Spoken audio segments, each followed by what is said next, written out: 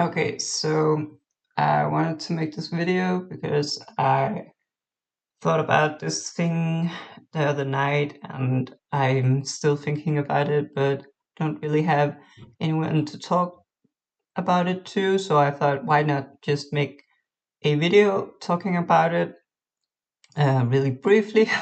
I just got up and took a shower. I'm preparing to go to work, so it's not going to be a long video, I hope.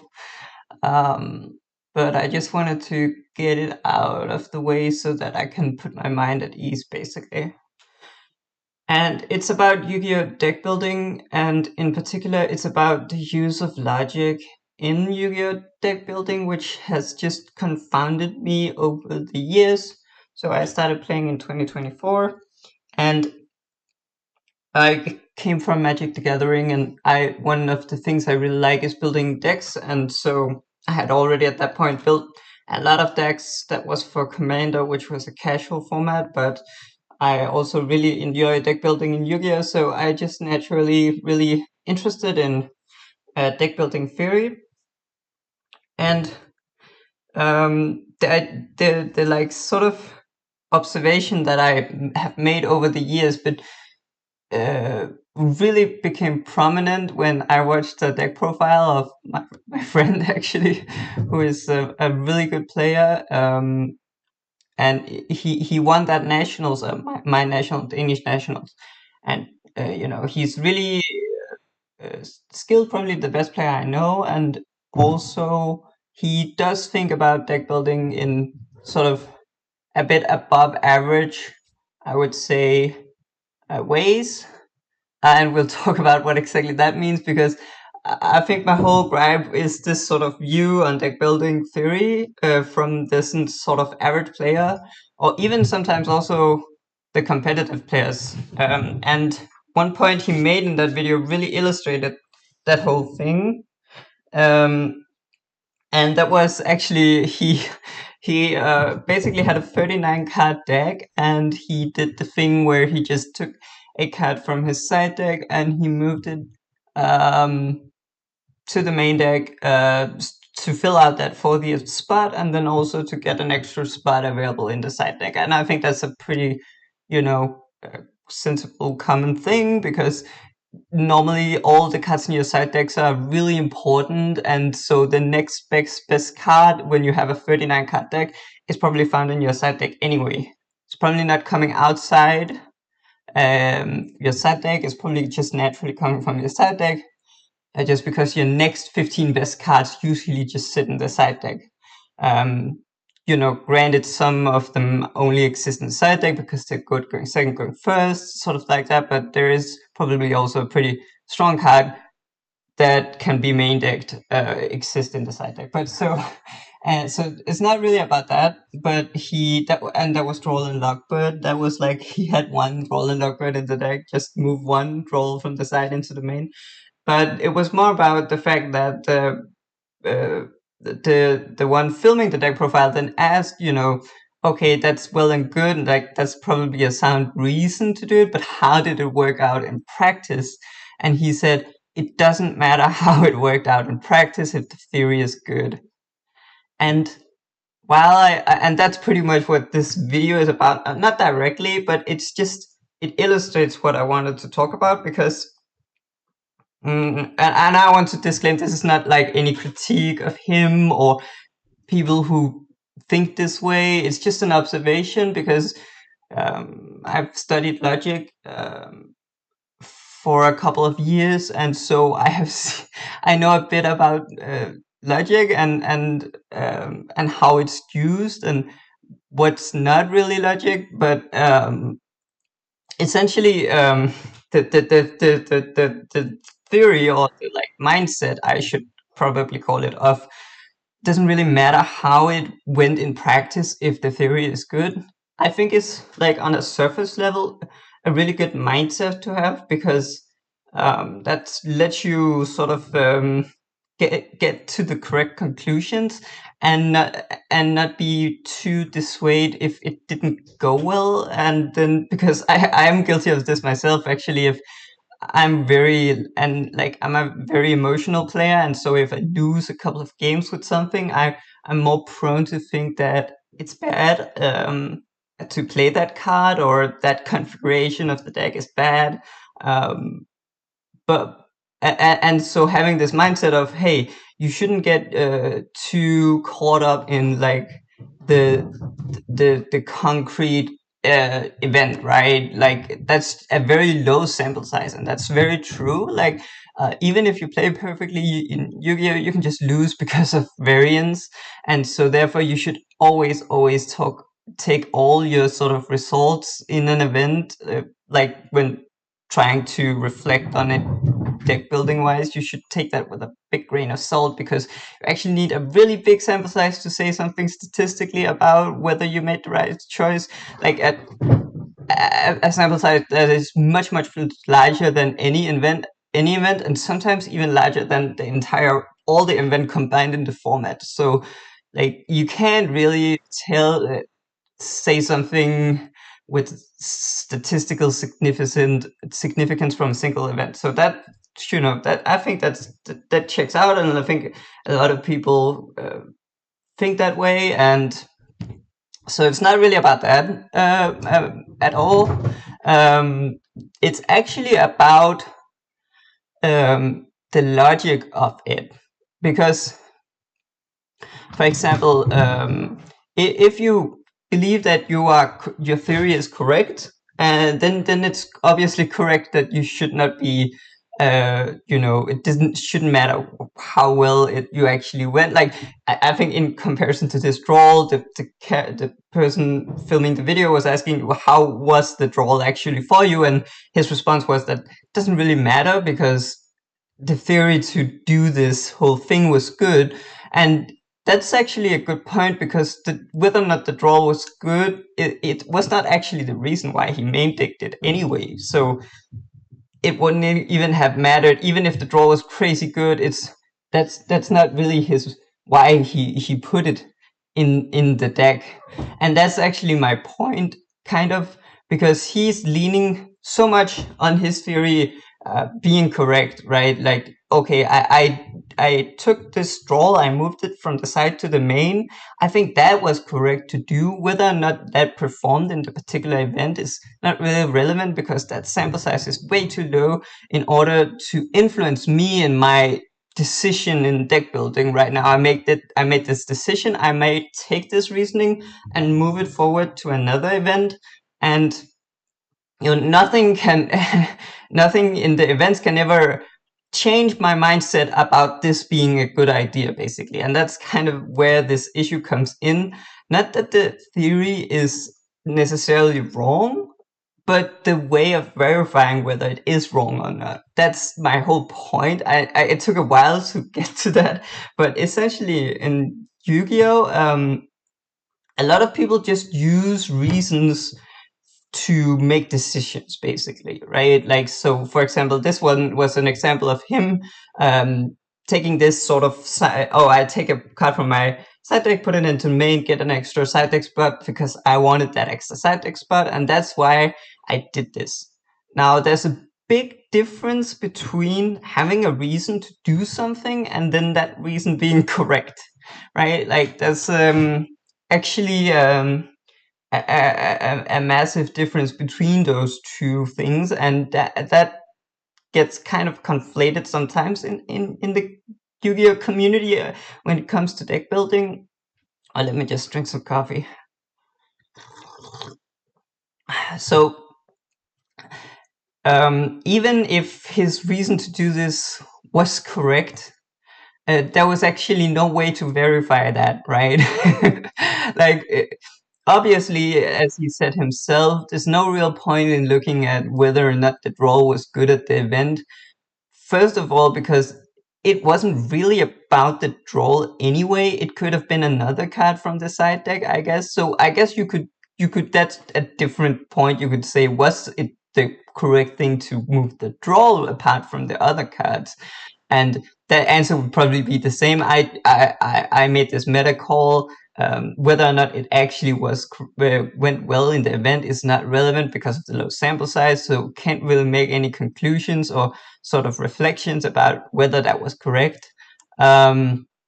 Which I think is sound. And the other thing is just the idea of sort of taking the general idea of just taking a card from your side deck, move it into main, make an extra spot in your side deck. Is that was that actually the correct thing to do here? Which is sort of a more like ephemeral. I think that you can't really test as well, so you rely on these reasons, right? You know, the reasons I just outlined earlier, where, you know, my 15 cards in my side decks are probably my best cards anyway, you know, so the chance that there exists some tertiary card that I haven't included in my main and side, I need this last card in my main deck, I have one spot left, it should probably come from my side deck, and also it gives me an extra spot in my side deck, which is really good, right? So it seems really high value, and that's probably true, right? There's a you know, a certain likelihood of that being a correct reasoning, but there's no real way of knowing whether it's correct reasoning, and that's sort of the thing I want to get at, because we as Yu-Gi-Oh deck builders in a lot of cases just find a reason to do something that we kind of wanted to do anyway, right? Like, and it doesn't have to be this always, but I want to make a distinction about something being a sound reason and then just something being an idea that you get, right? Because an idea is not really something that is necessarily comes from um, a place of logic, right? Like, I can have this idea that, okay, I really like this one card. I think it's good right now. I'm gonna try it out, right? That's an idea. Like, oh, I really like instant fusion or something like that. I've been obsessed with instant fusion for a while now, but it's like I have this idea about instant fusion being good, and I think that's a lot of people's starting point, and then they sort of use logic in a, I wouldn't say misuse logic, but definitely use logic as a tool to justify their idea.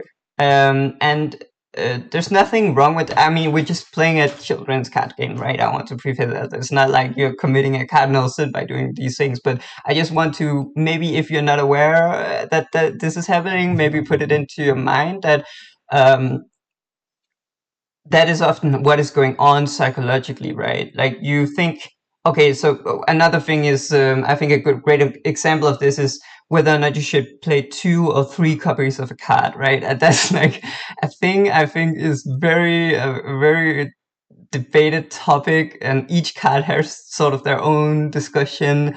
I'm a Radiant Typhoon player, so for me, it's really about pot of extravagance. You know, should you play 2? Should you play 3?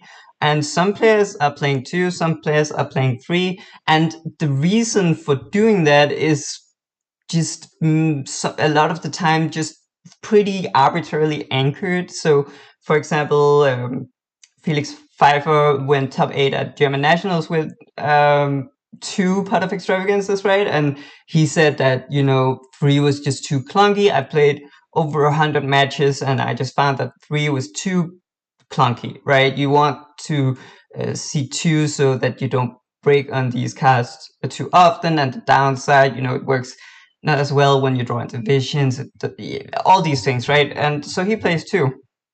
But then you have another person, right? You know, I can't remember what, I think top 16 UK nationals played 3, right? And he just goes, I want to play 3 because I want to see this card, right? So it's like, oh, okay, right. And neither of these reasons are really that well founded, right? It's just something, if you want to do something, you need a reason, right? You need to, we sort of agree on this in Yu-Gi-Oh! You need a reason to do something. You can't just put in 2 and then people ask you, why did you put in 2 and not 3? And then you go, I don't know. And then people will be like, oh my god, this guy doesn't know anything, right? But if you just say something, then that is usually accepted as being, oh, okay, at least at least this person thought about it, right? Like at least it wasn't just a random choice he or she made, but like in essence, that is still kind of not like we shouldn't just take an arbitrary reason as something that justifies doing these things, right? Like just because you can give me a reason for doing something in deck building, that doesn't just first of all doesn't mean that it's a correct reason at all, and second of all, you know, that might not even be a complete uh, sort of reason, right? And what I mean by that is Felix Pfeiffer saying two is clunky, and this other guy, I can't remember his name, sorry, saying, you know, I'm playing three because I want to see three. I want to see it as much as not see three. I want to see it as much as possible. Those are not even like those are not even inherently conflicting reasons, right? Like those can actually both be true at the same time. Like you want to see Pot of Extravagance is great card. You also don't want to brick on multiples, right? Those are not even mutually exclusive things. So this guy, which have one argument for playing two, and this guy, which have an argument for playing three, is not even actually arguing against each other necessarily, right? So this is just nonsensical at some point, you know, right? Like your argument for playing two should also dismiss playing three, or the arguments for playing three, right? A complete like okay, I'm going a bit formal here, but doesn't have a proof, right? You know, it should somehow exclude the other option, but these just singular arguments don't really do that at all. So you don't really gain any knowledge necessarily. You just know, oh, okay, there is a reason for playing two, and there is a reason for playing three.